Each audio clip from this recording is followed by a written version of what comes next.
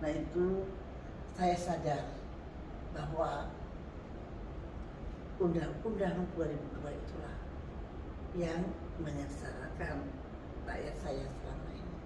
Dan saya melakukan perlawanan karena saya merasa saya harus melindungi rakyat dengan sebisa saya.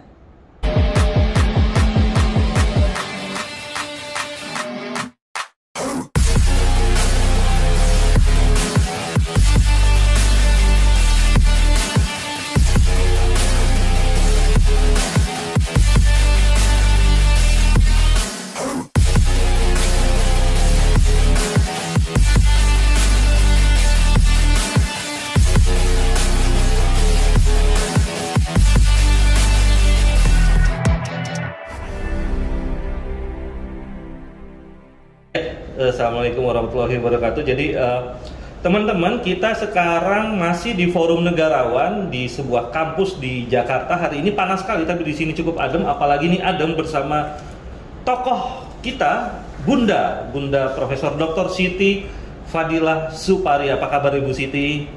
Semoga sehat selalu ya Bu Siti. Nah sekarang tentu saja bersama Pak Eko Galgendu juga dari Forum Negarawan, penggagas Forum Negarawan sebenarnya beliau ini bersama, dan akan mewawancarai, akan berbincang dengan Ibu Siti Fadilah Supari yang juga adalah presidium dari Forum Negarawan, tentu saja tentang negarawan. Hari ini kita semua diributkan oleh banyak isu di luar sana soal Copras-Capres, soal pemilu 2024. Kita semua sibuk mencari presiden, padahal yang perlu kita cari adalah negarawan gitu. Nah, tentu saja dari para tokoh, dari para orang yang banyak makan garam, apa itu negarawan bisa kita gali bersama. Langsung saja kepada Pak Eko kita serahkan untuk menggali konsep kenegarawanan yang diperlukan oleh negara ini menurut Bunda Siti Fadilah Supari. Silakan Pak Eko. Terima kasih Bung Ibrahim. Jadi Bunda, saya mengayu beliau ini, Bunda, beliau itu adalah mentor kami. Juga beliau itu adalah Bunda yang bisa memberikan kami suatu kekuatan, yang bisa memberikan kami suatu penyejuk. Pastinya penyejuk bagi seorang pejuang dan pengabdi itu pastinya berbeda dengan penyejuk bagi mereka teman-teman yang lebih menyukai, mencintai duniawi ini dan menganggap duniawi segalanya. Beliau adalah sosok seorang pemberani, berani mengutarakan, berani menegaskan, berani mengambil suatu langkah-langkah bagaimana menyelamatkan suatu bangsa dan negara. Dan kami merasa bangga, terhormat ketika Bunda Siti Fadilah Supari berkenan bersama-sama menjadi presidium Forum Negarawan. Selamat siang Bunda. Selamat siang Pak Eko. Terima kasih sudah waktu yang cukup lama kita tidak bersuara, tapi saya sangat berharap bahwa Bunda bisa menjadi Bunda bangsa ini. Bunda semangatnya, apa yang sudah Bunda lakukan itu bisa menjadi kaca benggala, tempat bercermin perjuangan seorang Kartini di zaman sekarang, perjuangan seorang Cut Nyadin di zaman sekarang, perjuangan seorang Ratu Kalinyamat di zaman sekarang ini. Nah, kita pastinya pengen mendengarkan apa yang sebenarnya menjadi motivasi Bunda sebenarnya. Kok bisa kalau bahasa kok duwe kewanen sing kaya ngono kuwi sakjane jalarane apa? Jadi bisa memiliki suatu keberanian yang seperti itu. Karena sebabnya apa? Satu, ketika saya jadi menteri ya, saya merasa bahwa Tuhan menugaskan saya menjadi menteri. Jadi saya harus berjalan koridornya Allah. Dan disitulah saya tidak berani untuk berkhianat kepada rakyat saya. Jadi menurut saya, menteri itu harus mengayomi rakyat. Sebagai pembantu presiden dalam mengayomi rakyatnya. Nah ketika itu saya kaget-kaget pada tahun 2004. Apa yang saya bayangkan bahwa kita itu mempunyai Undang-Undang Dasar 45 dan mempunyai Pancasila, ternyata kok sudah berbeda. Ternyata undang-undangnya sudah dirubah di tahun 2002 dan pelaksanaannya di 2004 ketika saya menjadi menteri dan kemudian menjadi Wadim Pres lagi 10 tahun. Saya menikmati perubahan itu 10 tahun. Betapa sangat menyakitkan. Dan saya merasa bahwa di dalam Undang-Undang 2002 itu rakyat termarginalkan, nasib rakyat termarginalkan, kedaulatan rakyat tidak ada lagi, apalagi keadilan sosial. Maka dengan munculnya Undang-Undang Dasar 2002 itu berubahlah nasib rakyat kita. Tapi ada sebagian yang menjadi kaya raya banget, ada banyak bagian yang menjadi semakin miskin. Nah itu saya sadar bahwa Undang-Undang 2002 itulah yang menyengsarakan rakyat saya selama ini.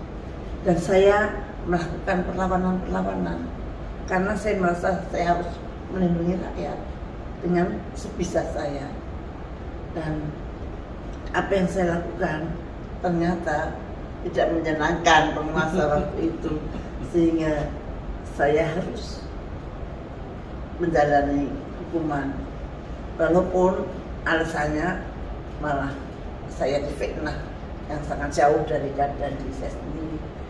Saya itu nyawa saya pertaruhkan untuk rakyat dan bangsa saya pertaruhkan untuk mereka, tapi saya dituduh sebagai korupsi. Itu satu hal yang sangat bumi langit. Nyawa saja pertaruhkan, masa saya mengkhianati dengan duit yang sedemikian kecil. Tapi ya itu udah nasib lah. Saya tidak mengurangi kecintaan saya kepada bangsa dan negara ini. Dan saya potong. Walaupun Bunda mengatakan, walaupun saya menanggung risiko dari perjuangan saya, tapi itu semua tidak mengurangi rasa kecintaan saya terhadap bangsa dan negara. Dan kita pengen tahu pasti. Masyarakat bangsa ini sudah tahu banyak hal tentang Bunda.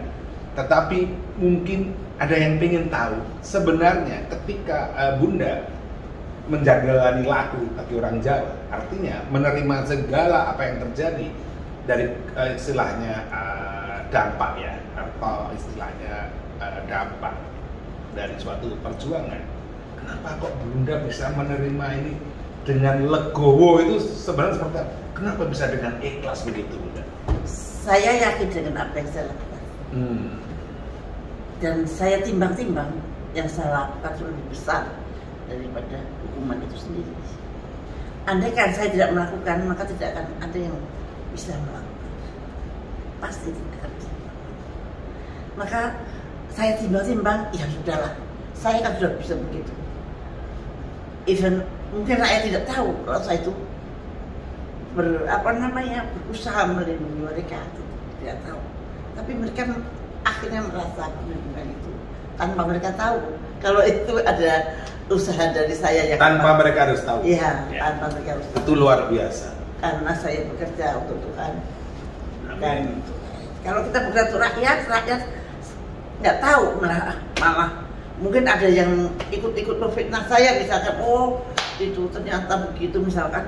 Tapi saya nggak ada dendam, saya nggak ada, karena saya memang bekerja untuk Tuhan. Kan sebenarnya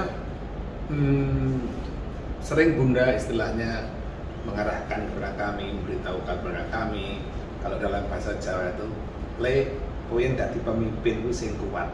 Artinya sebenarnya pesan itu kan juga untuk kepada para menteri sekarang, juga mungkin kepada pemimpin nasional.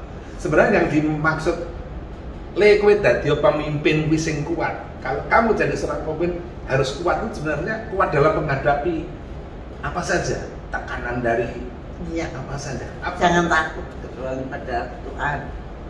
Jadi misalkan ada godaan dia disuruh mengkhianati rakyatnya, jangan mau. Karena you sebagai pemimpin masyarakat rakyat maka dosa. Maka jangan mau.